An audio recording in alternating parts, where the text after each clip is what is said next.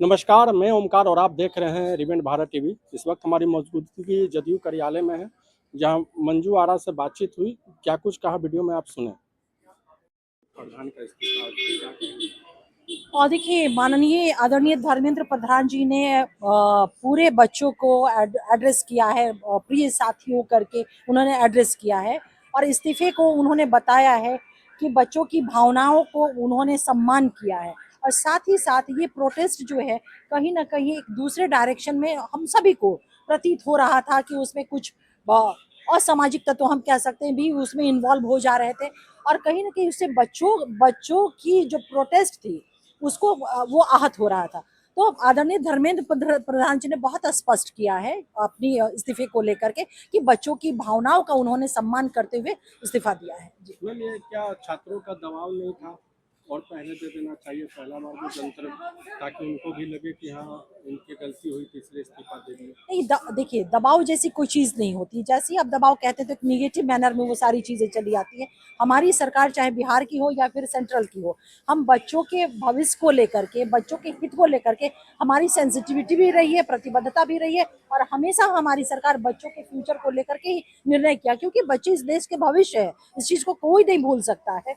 तो जो चीजें थी उसको उसके आलोक में बच्चों के प्रोटेस्ट के माध्यम से आप लोगों ने देखा कि किस तरह के कड़े कानून लाने की भी प्रावधान और व्यवस्थाएं की जा रही है। और ये उम्मीद सिर्फ और सिर्फ हम एनडीए की सरकार से कर सकते हैं, दूसरे से नहीं कर सकते। ये बच्चों को भी पता है, छात्रों को भी पता है। अच्छा मैम, आपने बोला छात्रों की भावनाओं के साथ, तो क्या नरेंद्र मोदी प्रधानमंत्री जी की जो प्रतिक्रिया आई वो क्या लेट नहीं आई उनको, और पहले कर देना नहीं चाहिए था इनकी नहीं भावनाओं नहीं, देखिए, लेट और पहले की बात नहीं है। सीधी सी बात है कि बच्चे हमारे भविष्य हैं।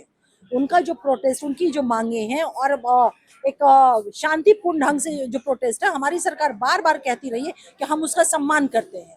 डेमोक्रेसी में ये वो अख्तियार है, फंडामेंटल राइट है। लेकिन जिस तरह से चीजें प्रोटेस्ट के दौरान सामने आ रही थी, हिंसात्मक वो प्रोटेस्ट कहीं ना कभी कभी वो हम लोग को दिख रहा था, तो ये एक चिंता का विषय था हमारी सरकार के लिए। और यही कारण है कि इसी चिंता को लेकर के ये स्टेप लिए गए। मैम, बिहार और भारत के छात्रों को क्या संदेश देना चाहिए? और देखिए, हम बिहार के भी आवाम को और देश के तमाम बच्चों को, छात्रों को मैं बिल्कुल ये हमारा मैसेज रहेगा कि कहीं से भी उनको वरिड होने की आवश्यकता नहीं है। हमारी सरकार छात्रों के हित में, छात्रों के भविष्य के लिए प्रतिबद्ध है, कटिबद्ध है और उस दिशा में वो लगातार निर्णय ले रही है। उनकी जो मांग थी, वाकई में पेपर लीक का जो मैटर है, एक बहुत बड़ा ये मामला छोटा मोटा मामला नहीं थी और ये सरकार के लिए चुनौती भी रही है। यही कारण है कि इस बार देखेंगे जो एग्जाम्स हुए हैं, फौज के, हमारे सेना के जवानों ने क्वेश्चन पेपर को पहुंचाया, तो पूरी कोशिश हमारी रही है। लेकिन फिर भी इसको और इंश्योर और कड़ा बनाना कि जो अगर इस तरह का दुस्साहस करता है, हमारी सरकार उसके सख्त कानून लाने जा रही है। तो बच्चों को बिल्कुल ही कहीं से भी वरिड होने की जरूरत नहीं है। हमारी सरकार सेंसिटिव है, प्रतिबद्ध है उनके हितों को लेकर के, उनके परीक्षा को लेकर के, उनके भविष्य को लेकर के। मैम, एक लास्ट प्रश्न था। वो विरोधी दल कांग्रेस ने कहा कि इनके राज्य में 152 प्रश्न पत्र लीक हुए, उन पर आपकी क्या राय है? देखिए, जो लोग कह रहे हैं ना कि प्रश्न पत्र लीक हुए, क्या उनके राज्य में नहीं हुए हैं? क्या उनका जिस स्टेट में उनके शासन है वहां प्रश्न पत्र लीक नहीं हुए, क्वेश्चन पेपर लीक नहीं हुए? हुए हैं ना। तो उस पर क्या सवाल क्यों नहीं उठाते? लेकिन मैं ये कह करके, मैं ये जो नीट का पेपर लीक है उसको मैं जस्टिफाई नहीं कर रही हूँ, ये कर रही हूँ और ना करूंगी मैं इसे।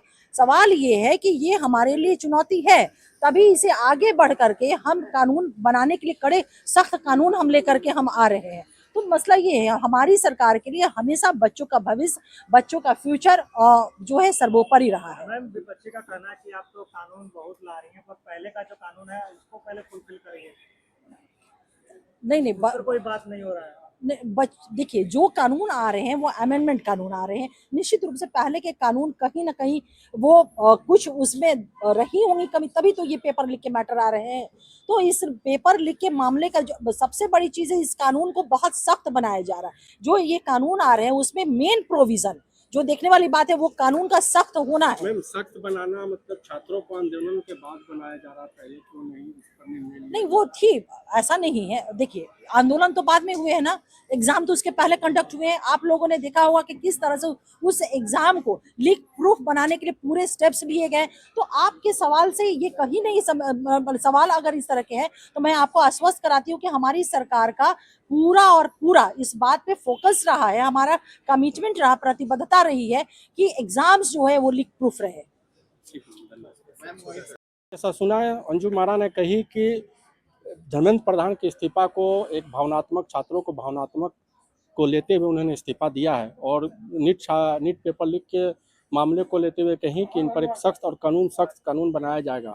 मैं केशव के साथ ओमकार नाथ, रिबेन भारत टीवी।